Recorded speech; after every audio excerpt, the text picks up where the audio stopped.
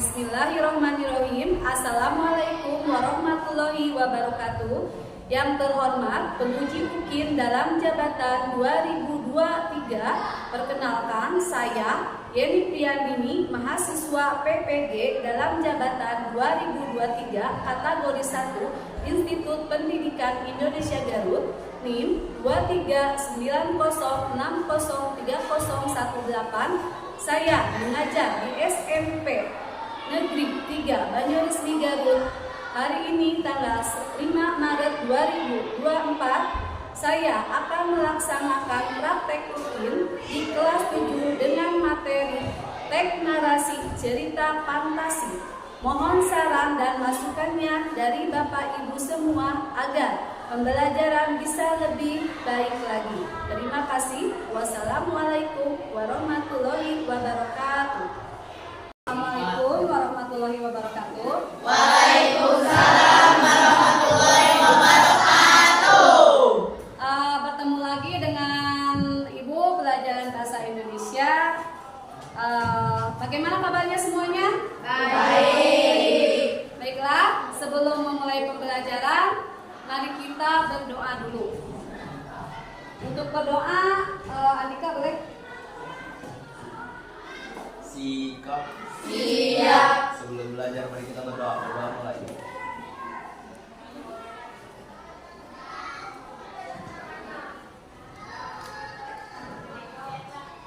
Berdoa selesai beri salam. Assalamualaikum warahmatullahi wabarakatuh. Baiklah anak-anak, sebelum memulai pembelajaran, kita akan mengecek dulu kehadiran.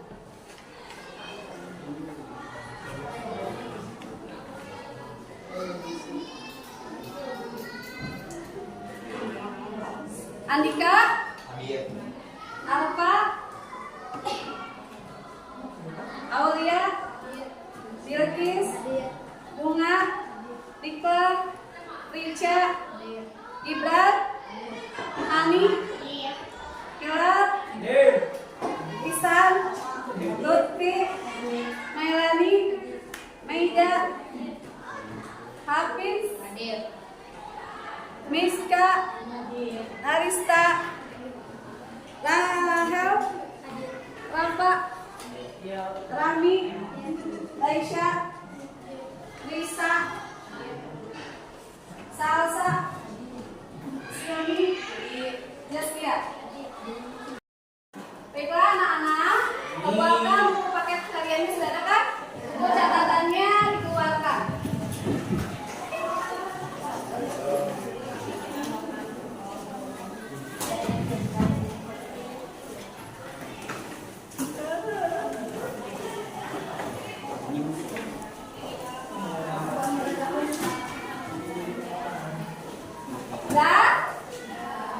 Baiklah, sebelum memulai pembelajaran, kita akan menyanyikan dulu lagu Indonesia Raya yang akan dipimpin oleh Rica. Rica.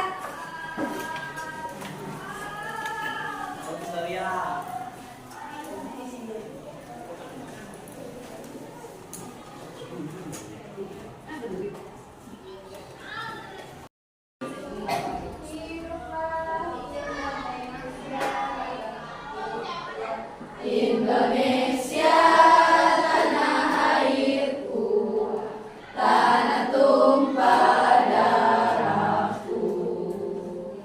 Di sanalah aku berdiri, jadi pandu ibuku. Indonesia kebangsaanku, bangsa dan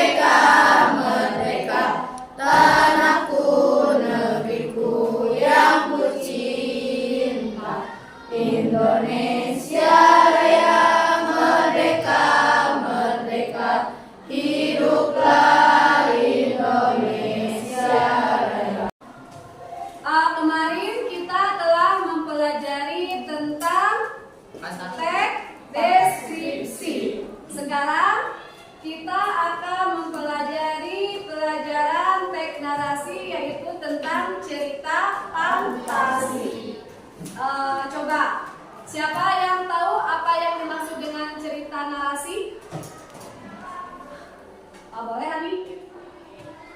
Narasi merupakan cerita fiksi yang berisi perkembangan kejadian atau peristiwa. Ya, bagus.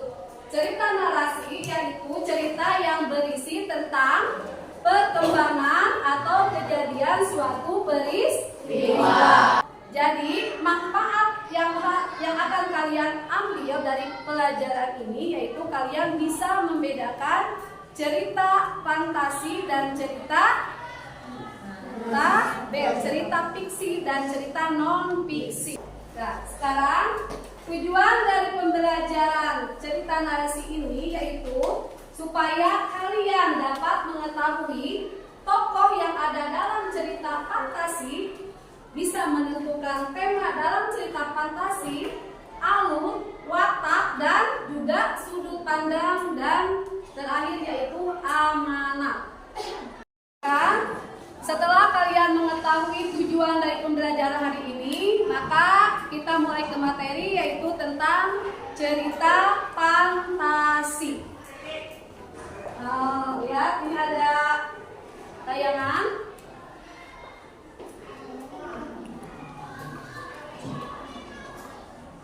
Nah, ini tentang teks narasi cerita fantasi. Apa itu teks narasi? Yaitu teks narasi merupakan cerita fiksi yang berisi perkembangan kejadian suatu peristiwa. Atau cerita fantasi merupakan karangan yang berisi kisah penuh imajinasi dan khayalan hingga melebihi realita. Itu tentang pengertian teks narasi. Selanjutnya, nah, ini adalah unsur-unsur pada cerita fantasi. Yang pertama adalah tema. Tema ini adalah ide atau gagasan yang penting yang ada dalam cerita fantasi. Yang kedua yaitu alur. Alur itu ada 3 ya. Yang pertama yaitu alur maju. Ada alur maju, ada alur mundur, dan ada alur campuran. Ada alur campuran. Itu alur yang ada dalam cerita fantasi. Yang selanjutnya tokoh. Tokoh tentu saja tokoh adalah pelaku yang ada dalam cerita fantasi tersebut. Selanjutnya adalah penokohan. Kalau penokohan ini adalah bisa disebut dengan watak atau karakter yang ada dalam cerita fantasi. Penokohan ini ada 3, yaitu ada 1 ada protagonis, yang kedua antagonis, yang ketiga protagonis. Kalau protagonis biasanya perannya ini adalah peran utama yang selalu mempunyai sikap yang baik. Yang kalau antagonis yaitu mempunyai peran yang jahat biasanya ya. Yang ketiga yaitu protagonis, yaitu peran pembantu atau penengah yang biasanya ada di dua pihak, tidak baik dan tidak jahat. Peran di sini adalah untuk mendamaikan kalau ada suatu kejadian. Itu protagonis. Selanjutnya adalah latar. Latar itu adalah tempat kejadian. Latar juga dibagi menjadi 3. Ada apa saja? Coba ada yang tahu? Ada latar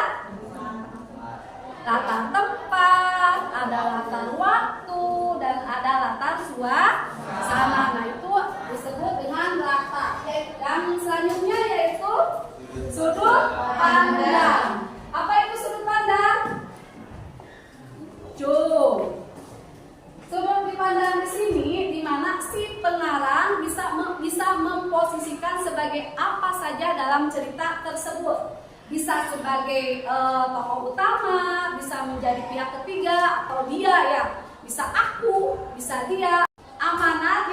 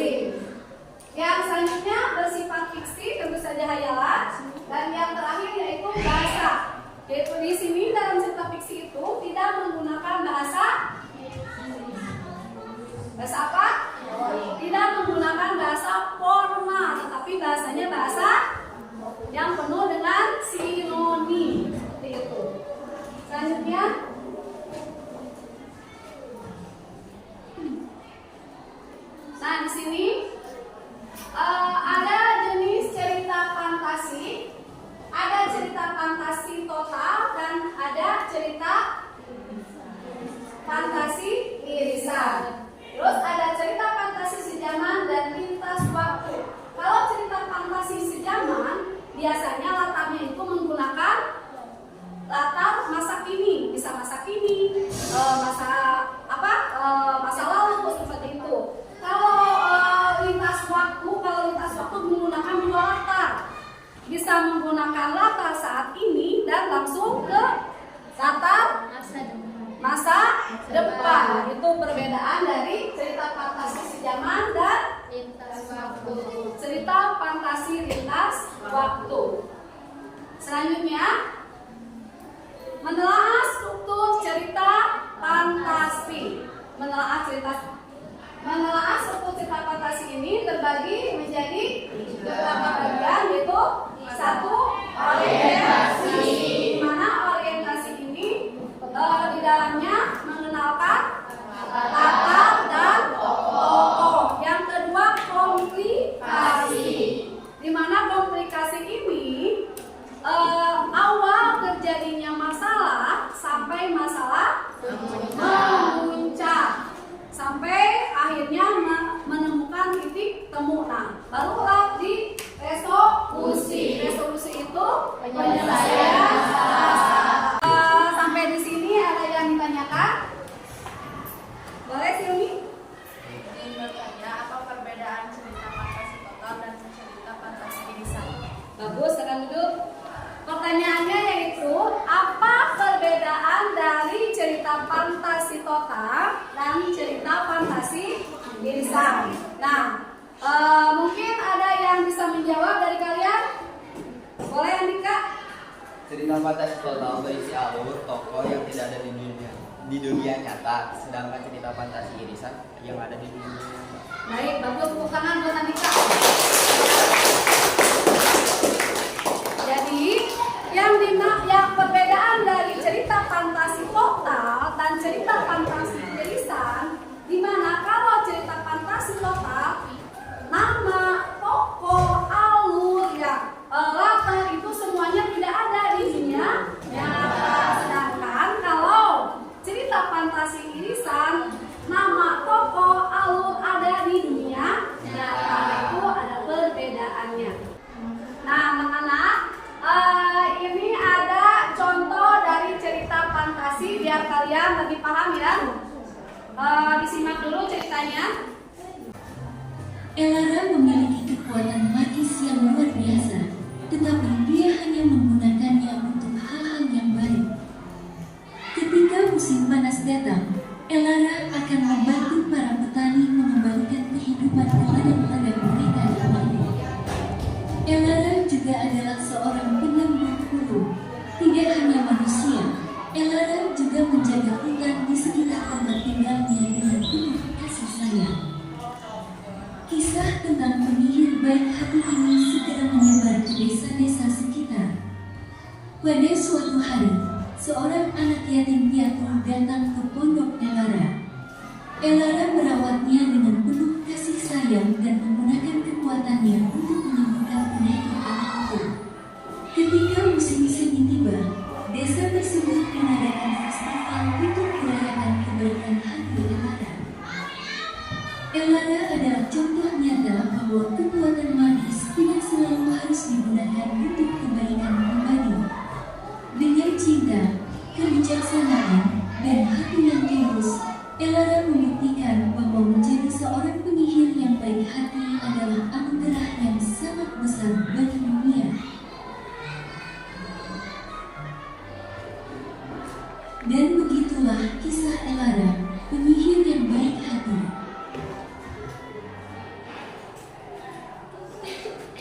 Setelah kalian menyimak cerita fantasi tersebut, coba ibu tanya, tokoh dari cerita fantasi penyihir yang baik ini siapa? Betul. Baiklah anak-anak, setelah kalian menyimak video tersebut, ibu ingin kalian, kita pembagian kelompok ya, semuanya adalah 25, berarti masing-masing 5 orang, dibagi 5 kelompok, setiap kelompok terbagi menjadi 5 orang, 5 orang. Nah, coba kalian pindah ke kelompok yang kemarin sudah dibentuk. Silakan.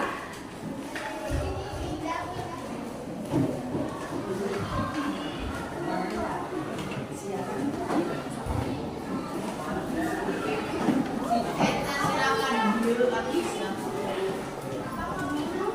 Baiklah, sekarang Ibu bagi LKPD-nya ya. Tolong kalian kerja kelompok, jangan dikerjakan oleh satu orang. Di sini ada bukan teka-teki, ini adalah temukan kata-kata cerita fantasi yang telah Ibu jelaskan tadi. Apa itu unsur-unsurnya, ada apa saja, terus ciri-cirinya dan struktur yang ada dalam cerita fantasi. Contohnya, kalian misalkan nanti temukan cerita yang ada dalam cerita. Misalkan tadi Ibu jelaskan tentang unsur-unsur cerita fantasi ada apa saja. Misalkan tadi ada apa? Ada tema. Tolong cari kata tema di sini mana?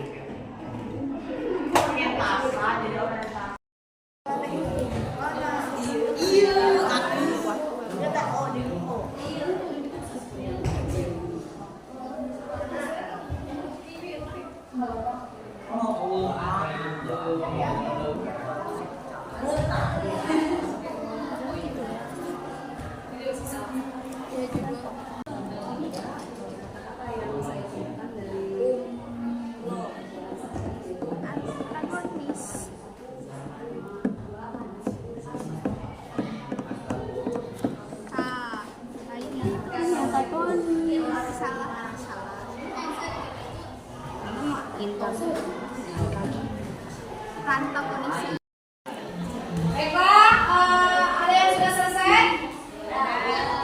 Ada, boleh. Untuk mempresentasikan hasil kerjanya? Boleh, Salsa kelompok 3 boleh ke depan. Stop. Biasa.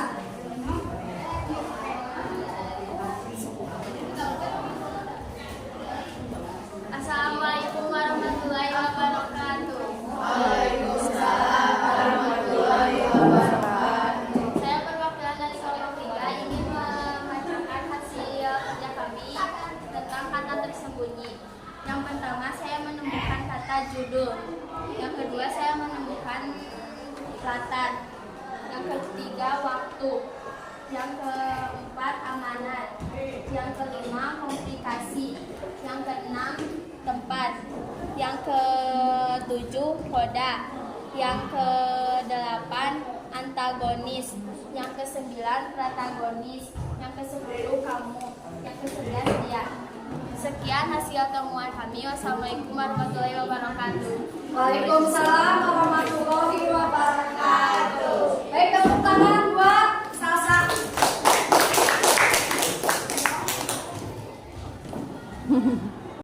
Mana lagi yang mau tampil ke depan? Boleh?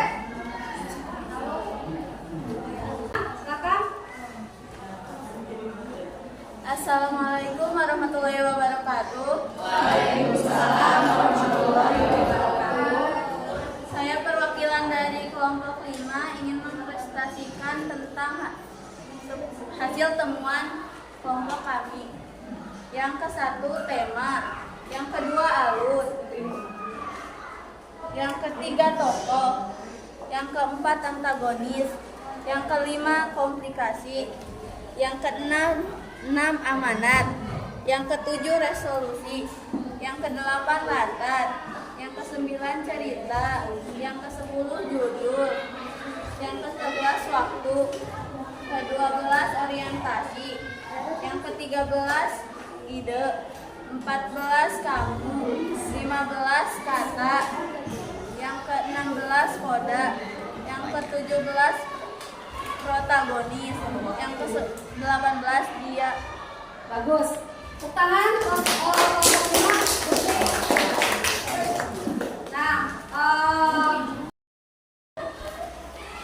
baiklah, setelah LKPD, kalian akan ibu beri tugas lagi, tapi tugas individu, yaitu pekerjaan mengisi teka-teki silang. Sama ya tadi, sesuai dengan yang ibu jelaskan, yaitu kalian mencari kata-kata dari unsur-unsur cerita fantasi, struktur cerita fantasi, dan ciri-ciri dari cerita fantasi. Kalian dikerjakan sendiri, tidak boleh melihat teman. Ini ada 10 pertanyaan.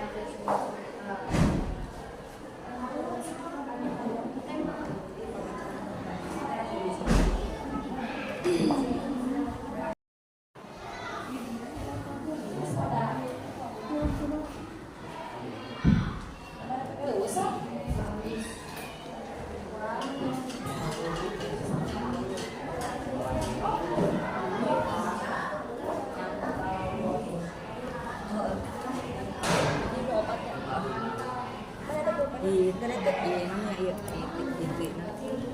iritasi itu tempat kejadian alur di titik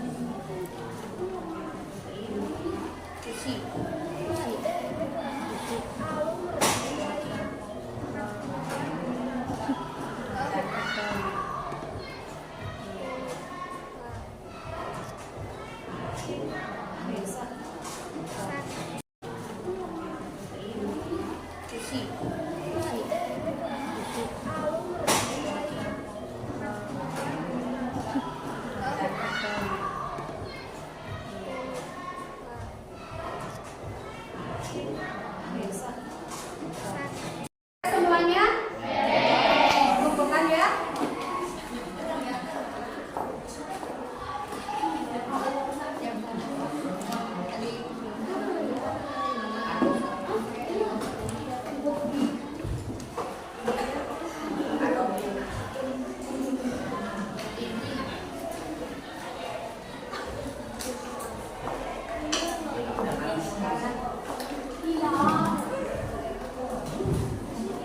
LKPD yang telah kalian kerjakan,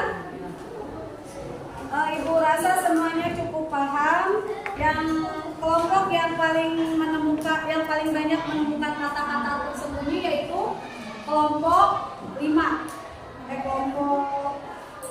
Kelompok 4, yaitu ada 21 kata yang tersembunyi. Tepuk tangan buat kelompok 4.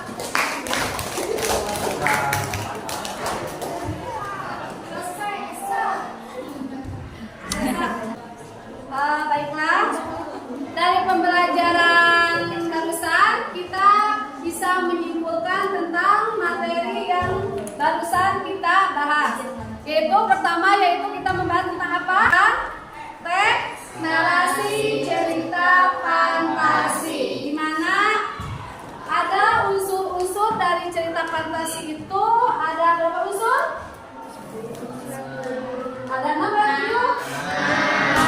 Yang pertama yaitu tema, yang kedua alur, yang ketiga tokoh, yang keempat, yang kelima apa? Sudut pandang, yang kelima baru amanat. Berarti unsur-unsur cerita fantasi ada 6.